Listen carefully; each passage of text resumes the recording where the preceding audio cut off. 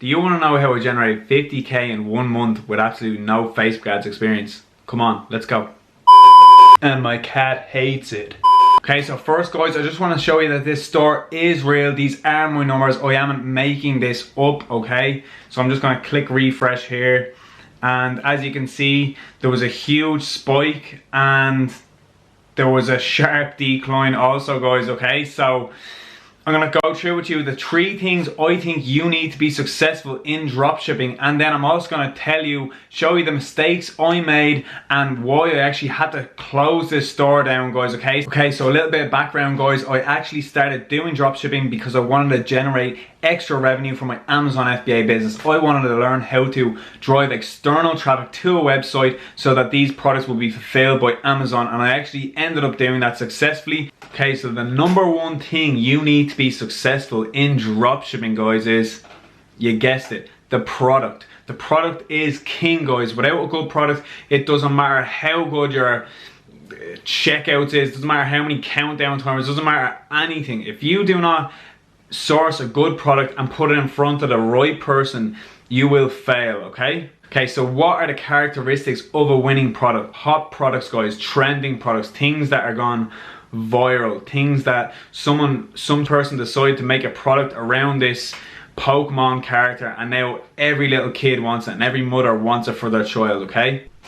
Here we have an example of a viral product, guys. You might have seen this. Cats absolutely love it and my cat hates it. Number 2, it appeals to them emotionally, okay?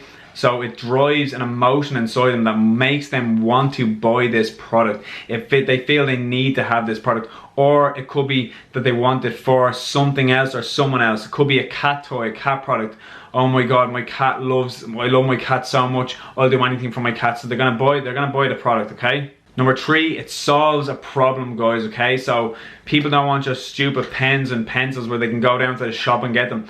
If they have a problem and they don't really, they don't know where to get it, and you put that product in front of them, they're gonna buy it. Okay, number 4, guys, it appeals to the masses. 90% of the people on the planet will buy this product if they had the money. 5, it's multi-purpose, guys. This is one of the best products you can do, or one of the best products you can find. So if this pen was also a pen and it was a laser and it could rub out things and it could tell the time, you could target all these different things. People that like lasers, people that like to write, okay? There are products like these, guys. You just have to use your imagination and just dig a little deeper. Okay, so the second thing you need to be successful, you have the product, you found the product, guys. The second thing you need is the ad. You need to have a good ad. So you have the product and you're gonna put it in front of the right person, okay? You're gonna do that through that you're targeting, but we're talking about the ad right now, okay? So video works best, guys, okay? So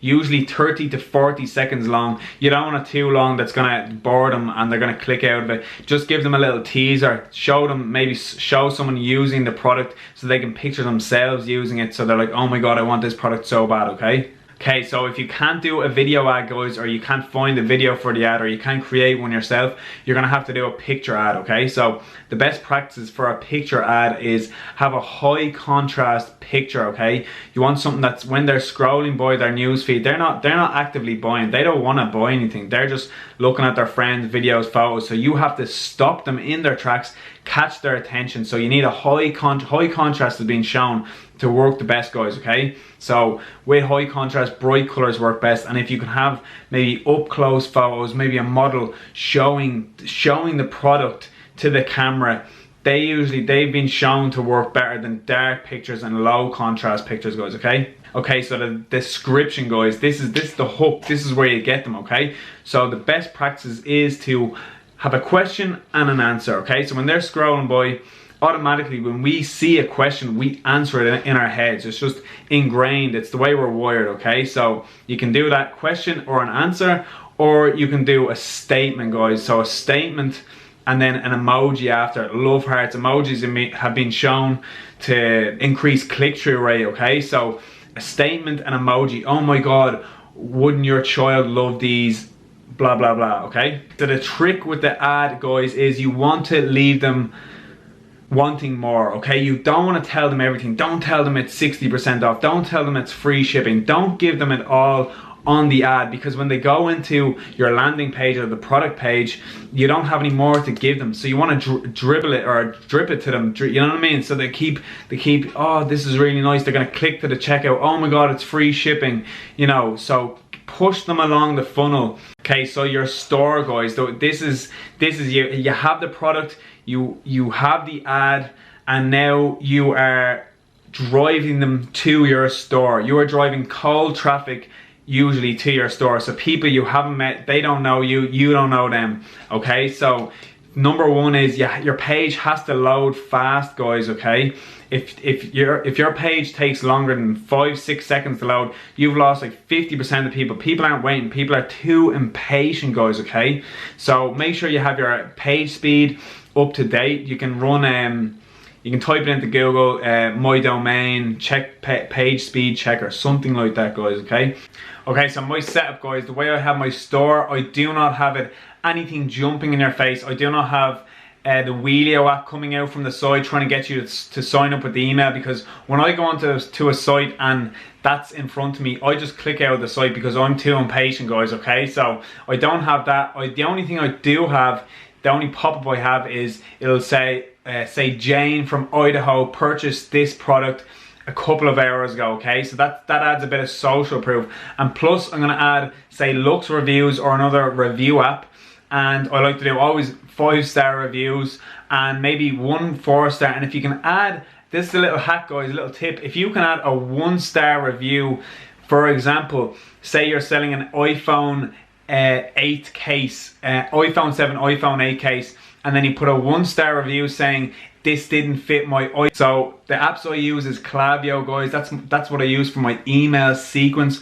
That's basically a software that sends out follow-up emails after someone doesn't complete their purchase. So when I get add to carts only, that'll send out emails to these people trying to get them to complete their order. It's a really powerful software, guys. I definitely recommend you to get it, especially if you're doing at least $400 in sales a day. I don't know where I came up with that number, but if you're doing a good bit of revenue, you definitely need to be following up with your abandoned cart emails. You need to plug the funnel, guys. Okay, so the next is upsells, guys. Upsells are really powerful. It's a really quick and easy way of generating extra revenue.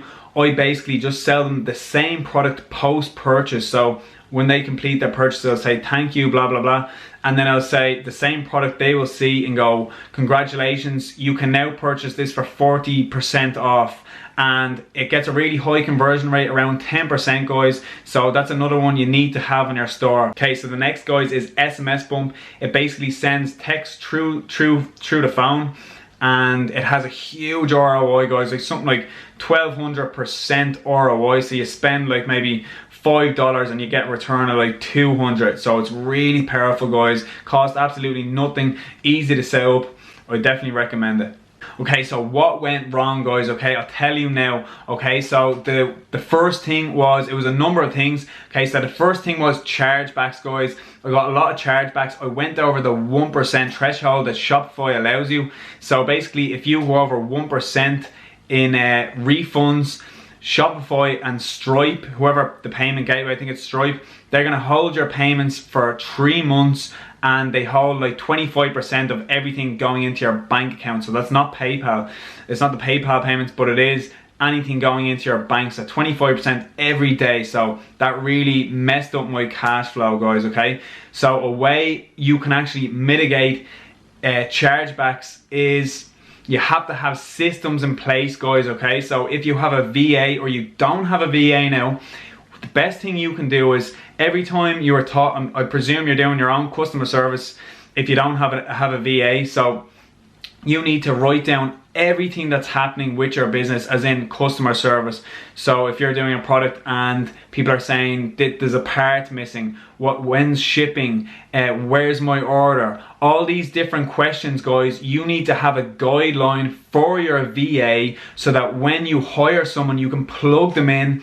Maybe you might give them 1 or 2 Skype calls to show them the ropes first and tell them a few things, but give them this guideline. So any questions that you might think they are going to ask, you just give them this PDF and they can answer that. That's going to free up your time, guys. That's huge, guys. So that's one system you can put in place. Okay, to stop all the emails that are coming in. The second, guys, is have your post-purchase email set up so that when it sends out, if you're not telling your customers that it's going to be 3 weeks long on your product page, you need to tell them, guys, okay? So have your post-purchase email, tell them how long it's going to be so that they know what to expect, and they're not going to send you emails. That's going to save you your VA time and money, so you're not going to be going through PayPal with all these different chargeback sheets, okay?